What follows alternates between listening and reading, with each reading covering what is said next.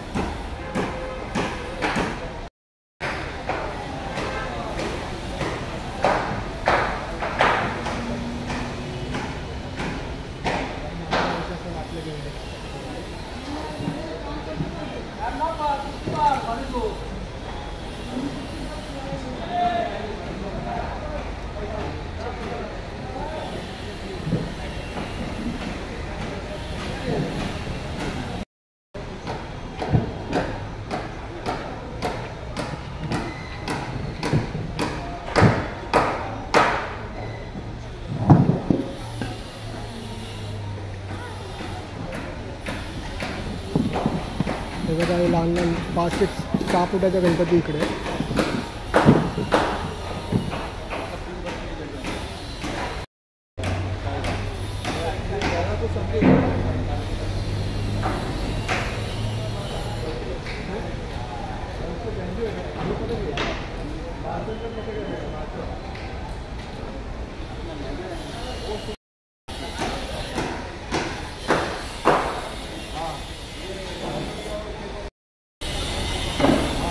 बघा मित्रांनो, एक बैठक मूर्ती आहे, मस्त छान आहे। पाठी बघा इकडे मोठ्या मूर्त्या इकडे आहेत, जे हाईटला जाणार जास्त मूर्त्या त्या इकडे। आणि इकडे मित्रांनो ना मुंबईच्या सम्राटची ट्रॉली आलेली आहे। ती मुंबईच्या सम्राटची ट्रॉली आहे, ही माहिती नाही, हिचं नाव नाही। आणि खेतवाडी 7वी गल्लीची ट्रॉली इकडे आहे। बऱ्याचशा ट्रॉल्या बघितल्या मागच्या व्हिडिओमध्ये।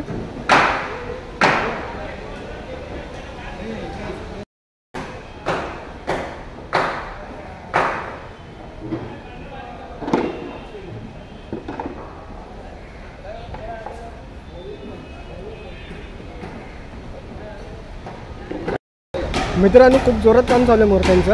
आता फक्त काही दिवस बाकी आहेत आगमन सोहळ्यासाठी।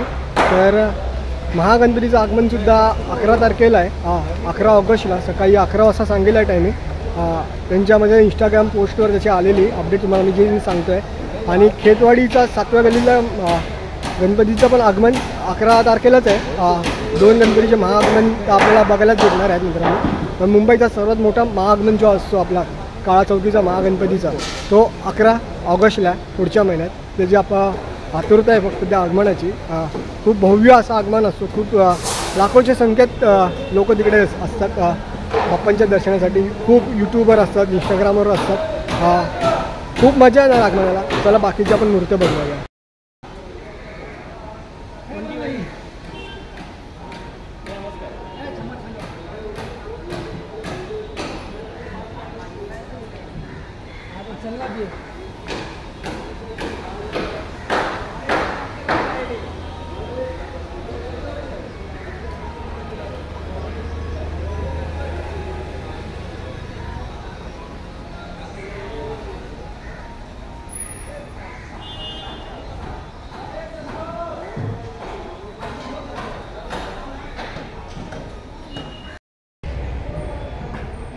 मित्रांनो ना, हे बघा मूर्त्यांच्या तयाऱ्या चालू झाल्यात.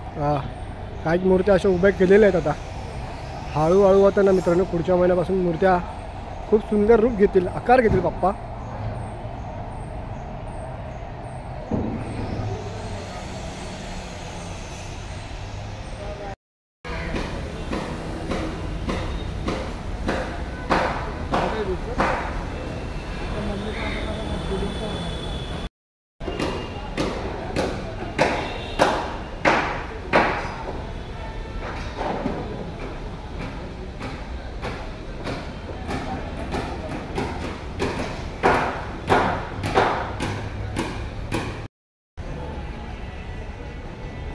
बघा खूप मूर्त्यांचं काम चालू आहे जोरात.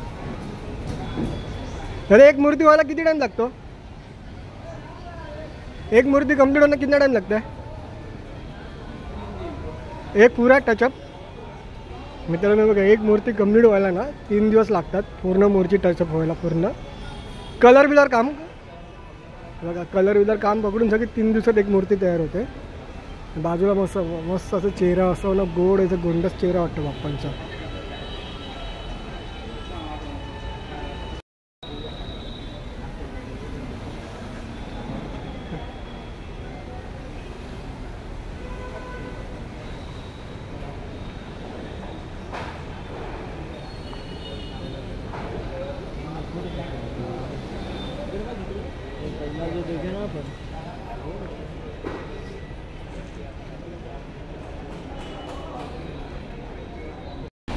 मित्रांनो आता मोठ्या मोठ्या गणपतीच्या मूर्त्या बनवायला सुरू झालेल्या आहेत. मित्रांनो पहिलं आगमन तुम्हाला तसं सांगितलं मध्ये. आता मी 11 ऑगस्टला महाआगमन सोहळा आहे, म्हणजे आपला काळाचौकीचा महागणपतीचा. आणि खेतवाडी 7वी गल्लीचा गणपतीचं आगमनसुद्धा 11 तारखेलाच आहे पुढच्या महिन्यात. तर मित्रांनो आता पुढच्या व्हिडिओमध्ये एवढाच. आता आपण जाऊया पुढच्या शॉपमध्ये. काही घरगुती गणपती बाप्पांचे व्हिडिओ बनवायचे आहेत आपल्याला. आणि हे व्हिडिओ कशी वाटली तुम्हाला तर मित्रांनो नक्कीच कमेंट बॉक्समध्ये मला सांगा तुम्ही. आणि नक्की एक कमेंट करा गणपती बाप्पा मोरया. आणि व्हिडिओ आवडले असेल तर मित्रांनो लाईक करा आणि चॅनलला आपल्या नवीन असेल तर चॅनल सबस्क्राईब करा. आता आपण भेटू पुढच्या व्हिडिओमध्ये एका नवीन जागेवर, एका नवीन शॉपमध्ये. तर तुम्हाला सगळ्यांना जय महाराष्ट्र आणि जय